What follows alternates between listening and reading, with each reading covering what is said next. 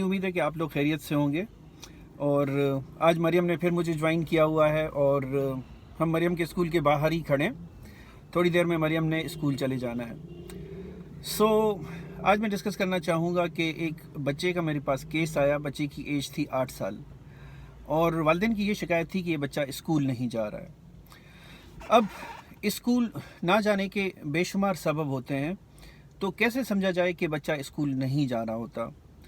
अच्छा, दूसरी बात यह है कि 8 साल के बच्चे की जो भी शिकायत होती हैं तो वो बच्चे से परमिशन लेकर हम कहते हैं कि अगर तुम्हारी इजाज़त हो थोड़ी देर के लिए तुम्हारे वालिदैन को मैं सुन सकता हूँ, क्योंकि 8 साल का बच्चा फील कर रहा होता है कि वालिदैन मेरी शिकायत कर रहे होते हैं, क्योंकि स्कूल ना जाने के साथ साथ रवैये की और भी शिकायत कभी कभार वो बोल देते हैं। लेकिन चलें आज फोकस करते हैं कि स्कूल ना जाने का उस केस में सबब क्या था।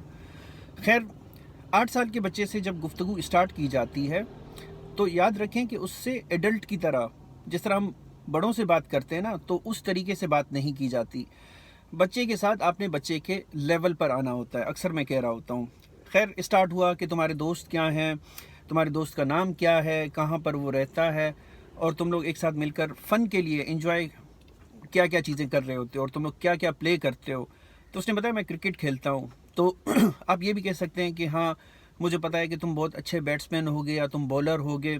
तो इससे बच्चे को अच्छा फील होता है, थोड़ी देर के लिए उसकी सेल्फ एस्टीम, खुद एतमादी भी बेहतर हो जाती है। तो बातें डिस्कस करते करते जब मैंने पूछा कि तुम्हारी रात की नींद कैसी है, तुम उठ जाते हो, तो उसने बताया कि हाँ, मुझे रात को घबराहट होती है, मुझे डर लगता है कि कहीं मेरे पेरेंट्स मुझे छोड़ के ना चले जाएं। और फिर इसी तरह से जब बात हुई तो फिर कहा कि जब मुझे स्कूल का कहा जाता है तो उस वक्त भी मुझे फ़िक्र होती है कि कहीं ऐसा ना हो कि मुझे मेरे वालिदैन छोड़े नहीं।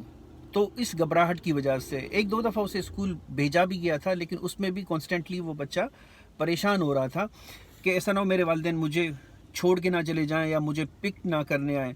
तो याद रखें, ये वाली जो अलामत होती हैं कॉमनली 10 साल से नीचे के बच्चों में देखने में आती हैं। ये इसका एक सबब है।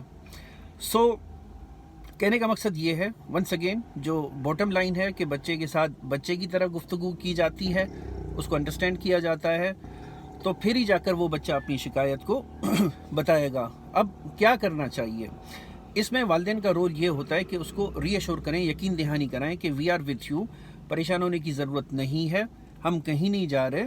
और बच्चे के साथ थोड़ी देर तक आप टाइम स्पेंड करके उसको सुन के उसको इस हिसाब से काउंसल कर सकते हैं। याद रखें कि बच्चों में जल्दबाजी नहीं की जाती। ये मैं अपने एडल्ट साइकाइट्रिस्ट दोस्त को पैगाम देना चाहता हूँ कि फ़ौरन से एंटी डिप्रेसेंट को स्टार्ट नहीं करना चाहिए। बहुत सारी चीज़ें ऐसी हैं जो हम अंडरस्टैंड अगर करें, अगर हमारे पास वो स्किल है बच्चे के साथ कम्युनिकेट करने का, तो हम बच्चे को दवाई से बचा सकते हैं और बहुत सारे मसाइल को बग़ैर दवाई के हम हल कर सकते हैं। इसके साथ ही अपना बहुत सारा ख्याल रखिएगा।